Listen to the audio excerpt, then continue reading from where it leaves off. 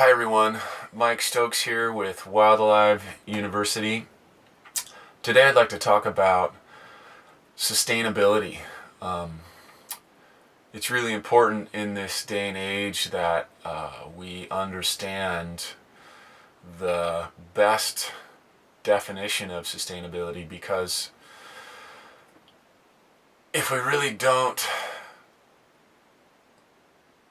get sustainability at the deepest level, then our actions are not going to truly make the world, make the environment and our ecosystems a better place. So what's the common definition of sustainability? So the common definition of sustainability is to do something. So a sustainable action is to be able to do it. So you do that type of action, and that action has no harm going forward. So you can do it indefinitely without harm. So a great example of that would be an old growth forest ecosystem. So that system, the system of interactions are constantly working with each other, and the system stays in basically a static state with the same level of biomass and biodiversity, and it ends up being this thing that we love and appreciate in an old growth forest. So here's the rub. So basically, if you take that definition of sustainability to just do something that does no harm, you can't really apply it in the modern context. In the modern context, we have, we're approaching 7 billion people on the planet, and projected to go to 9. We have all this technology, we have all kinds of toxins, we have an incredible amount of mouths to feed. The biomass of humans in and of itself is huge.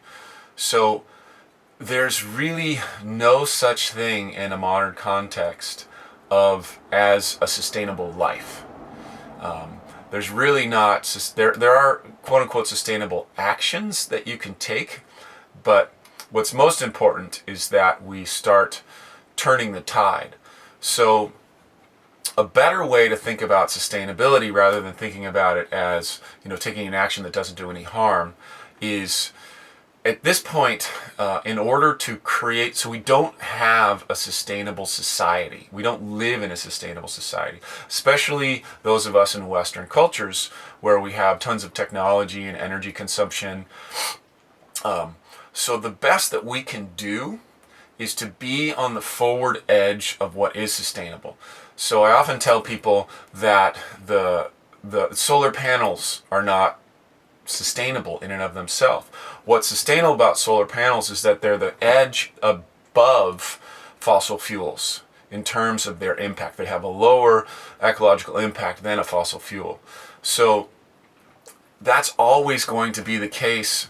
Not always, but it's going to be the case for the foreseeable future with all these people on the planet, that in order to call ourselves someone who's committed to sustainability, in order to take committed sustainable action, you have to be continually trying to find the forward edge, not of sustainability anymore. You really have to be generative. You have to be generating ecosystem health. You have to be generating biomass that's healthy. That basically it's about the ecosystem. So you have to generate ecosystem well-being everywhere, which will increase the, for example, there's a folklore in the area where we live in Northern California, in Sonoma County, where they say during the spring salmon run up the Russian River, you could walk across the backs of the salmon, of the Chinook and the coho. And now there's, nothing close to that. So that in and of itself is a representation of what the capacity of this ecosystem has when it's highly functioning. So the point is that sustainability is education. It's education in action. So obviously you're not going to, if you just think about being sustainable, if you think about anything and don't do it, then you're not being it. The great saying, the road to hell was paved with good intentions. I hear people all the time speak with uncommitted words, and they're just driving us to hell by not actually taking action. So intentions are not where it's at. You have to take action. And those actions need to be aligned with the best science and best technology of the day. And so today, maybe it's solar power and wind and micro hydro and permaculture gardens. But tomorrow, it might be something totally different. Living in an unsustainable society, our job as sustainable people, as people who are committed to sustainability, is to forward this generation of healthy ecosystems, and including humans in it. I get really upset when there's this idea, especially in America, where you make these parks and then that's where nature is, and then the rest of us just live in these, human wasteful environments. There is a slow global movement that's beginning to start to create nature inside of our environments. So just to sum up, sustainability is being on the cutting edge of sustainable technologies and ideas and education. It is not a destination. It really truly is a journey. Once you think you're there, you're not there. So you're to be on the path of helping this planet become a more sustainable place with humans on it is to be constantly educating and upgrading yourself and trying to align your actions with those new ideas that you're discovering. I'd like to say one final thing on this idea of sustainability. Not every one of us can dedicate our lives to living the most sustainable life possible. We have families and mortgages sometimes, and bills and obligations and illnesses. And so really, I really like the idea that, especially if you're trying to do this by yourself, that you move to the next level. So a great saying that I like is, don't let perfection be the enemy of progress. I find that a lot in the sustainability movement, in the green movement, the ecological movement, the permaculture movement. People want this vision of perfection that they have in their mind to be what's happening, and that's never going to be the case. The world is what the world is, and there's always going to be polluters, and there's always going to be people that are taking advantage, and then there's always going to be challenges. So the best that we can do is keep trying to get better at it. Keep trying to support our friends and family to do more.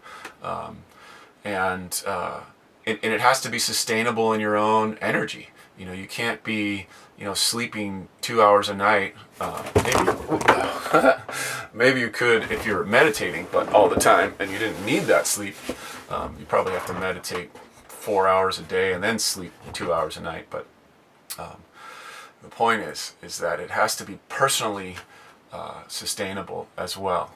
Meaning, again, personally, you're growing on that edge. You're trying to get a little better at it. You're learning. You're adopting new and better technologies that are more appropriate for today's challenges. And that's it. I hope that is valuable to you. I hope that helps you shift the way you think about sustainability. I'm all for, put more solar panels on your roof, get some wind power, bring your reusable bag to the store, buy more organic vegetables. All that stuff is really, really important.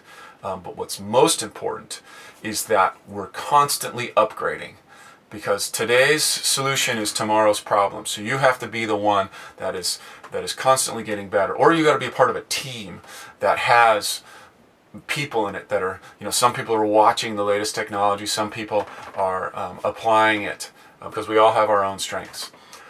So again, thanks for watching. Have a wonderful day. My name is Mike Stokes with Wild Alive University. This is my Sauna Wisdom series, where I come in and try to do some personal healing, as well as at the same time as make the world a little bit better place and hopefully give you guys some good information.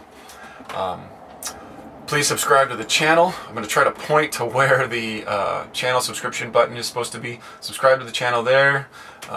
Feel free to watch some other videos up there, and or go to the website and subscribe to our newsletter, which I think right now we're sending out something once a month, maybe twice. Nothing major, just a little blurb of something that we're doing. So have a great day, and thanks for watching.